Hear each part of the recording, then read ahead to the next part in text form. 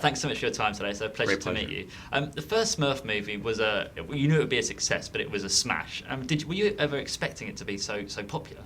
We knew that Smurfs as characters and as an idea created by Peyo were loved as the creation of every country, right? Whether they're Los Pitufos or Strumpf or Il Pufi or the Smurfs, every country looks at them as part of their world. So we felt that we would have a film that would do well if we made a good movie, and we tried our hardest to make a really good movie. And around the world, people validated that, and we're so thankful for that.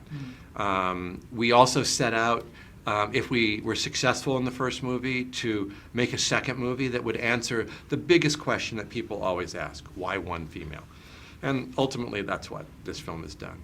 Technology in the movie, I had no idea in a live-action movie in this scale that the technology was so advanced. Things with drone cameras and the Spheron that Yes. Neil mentioned in the press conference. Can you talk about those things and how those technological advancements? Well, if you sit here in this space right now, and we had played our scene together, and a Smurf was sitting on your tablet.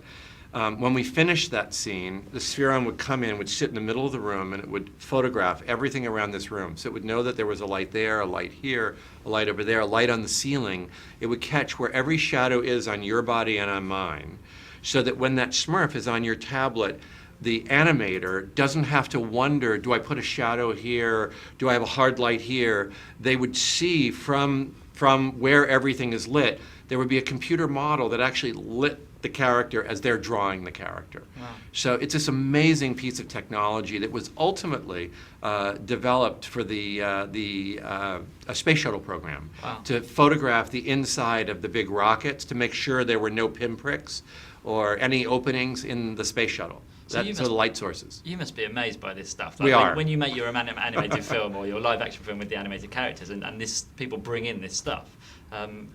Does anything ever surprise you anymore in that regard? It does, and we try to set out what we think needs work. So we love the eyes in the first movie, but we felt that in the second movie there was much more emotion, and some tears, some welling up, but actually not tears, or the tear, the trail of a tear. All those things had to be developed from scratch, or all written out as computer programs.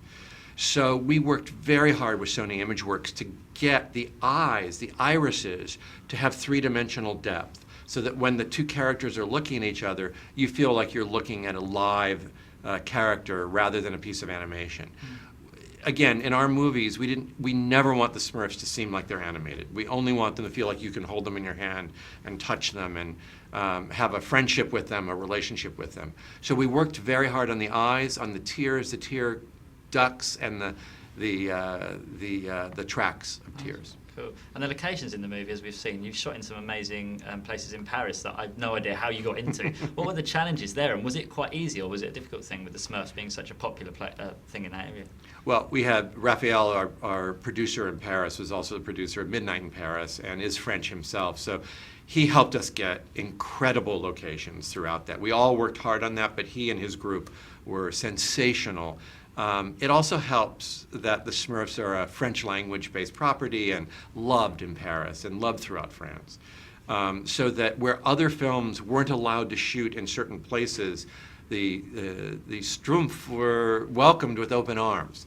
So whether it was in the flying buttresses of Notre Dame, or actually shooting on stage in the Paris Opera House, we were able to shoot and do all those things up in the Tuileries Gardens, on the Ferris wheel, and in the Eiffel Tower and around the Eiffel Tower. And we had the good drones. We had drone aircraft flying around, shooting our characters in various places as they were on storks flying over Paris in that way. So we were welcomed with that. And yes, it was a big feat to get that to happen, but we were very thankful to our French partners in that. Brilliant. I look forward to seeing it. Thank you so much. Thank you so much. Nice to meet you. Great.